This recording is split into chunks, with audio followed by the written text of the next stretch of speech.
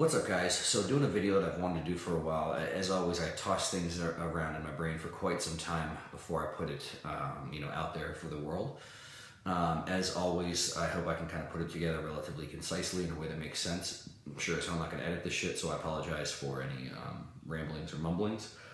And as always, this video will provide no exact answers or specifics as far as what's the best exercise, what's the way to lose weight, how many macros should I be eating. This video is the antithesis of this. So I take it as a huge compliment, and I try not to be a dick when people are complimenting me and saying that I'm an expert in exercise, or an expert in hypertrophy, or an expert in exercise selection or mechanics or whatever. I do take that as a big compliment. I have tried to educate myself a lot of those subjects, but I honestly don't feel like that's really my area of expertise, especially when I know so many people smarter than me in those areas.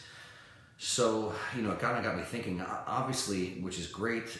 People have always wanted to pay me for my knowledge. I've been a trainer for almost 15 years. People want to pay for my knowledge, my services, results I can produce, whatever. So as I move up in my career, attempt to really move forward, hopefully I have some level of expertise in something. And I was really trying to think about what that is. And I would say my area of expertise is I'm an expert in application or context of exercises or of all things training. And so what do I mean by that? I get asked the question a lot by people where they ask me about other coaches, they ask me about other experts, they'll ask me my opinion on them, they'll ask me very often specifics that someone's posted. I saw them post this or saw them post that, and what's your thought on that? And one, that's not a bad thing. I've done the exact same thing with people that I view as experts, where I want what's in their brain. I want some context for what they think. But the mistake that a lot of people make is I think people want me to say if something is right or something is wrong. People will post things that seem to be in opposition, maybe of things that I post, or in a different side of it, or whatever it is.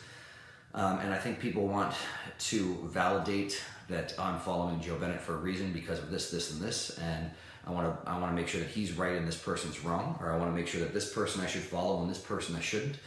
And so the funny thing is, if I was being honest, I'd say there's dozens of people that I hold in a very high regard in the industry, where I think they produce tremendous results.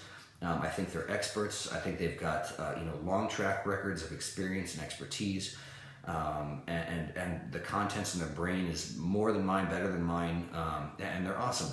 And I could have, of all those people I put in that similar category, I could have someone over here and someone over here, both of those people, and they have completely opposing views. Completely opposing, not a little bit opposing, not on different sides, completely opposing. And, the team mentality, the side mentality, the black and white mentality would make me choose which one do I follow, which one is right, which one is wrong, whose team do I get on, whose t-shirt do I buy, whose stuff do I repost, and whose stuff do I say is an idiot. And the reality is it doesn't work that way for a lot of reasons. Because we deal with people, because you deal with people with different goals, they're in different places, they have different emotional motivations and things that drive them.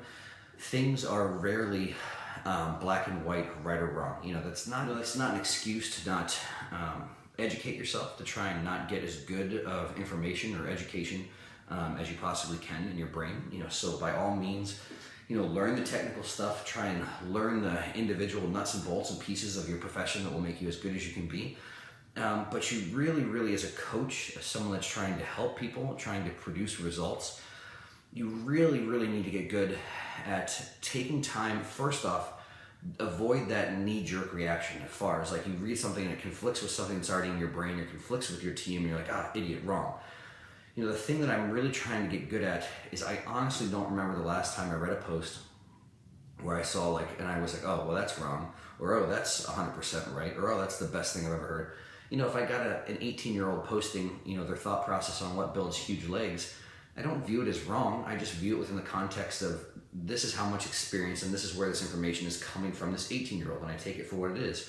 Whereas if someone's got 3 decades of experience of producing results in the industry, I just have it in a different context in my brain. They both could have merit, and they're both going to have places where they might not be applicable, or where they might not have the best context for someone else. So you want to avoid that emotional knee-jerk reaction, in my opinion, and you want to really try and seek out the application of the context. And I think, again, for whatever makes an expert, for someone that's put time and effort into something, I think that's probably my area of expertise. A thing that I probably have more of than most people do. Considering I've been training people full time since I was 22, training people since I was 20, full time since I was 22. I've got well over 10,000 hours of time in front of people, time in actual courses, listening to other coaches, listening to other teachers, training with people with crazy amounts of experience, training people that have crazy amounts of experience, where I've had so much feedback from things I've read, things I've observed, conversations that I've had about all the different contexts and all the different applications for various things that just fall around with fitness, for everything to do from mechanics to exercise selection to diet to whatever.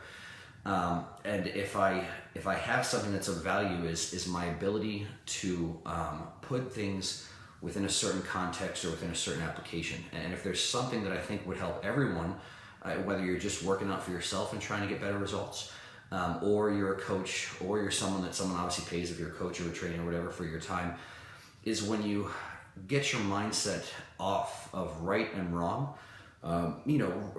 just outside of the scope of don't injure someone. So if you're literally doing something that could injure your client, there are a few things on the extreme end of that, unless your client's paying to get injured. I don't know. There's some client out there that's probably into that.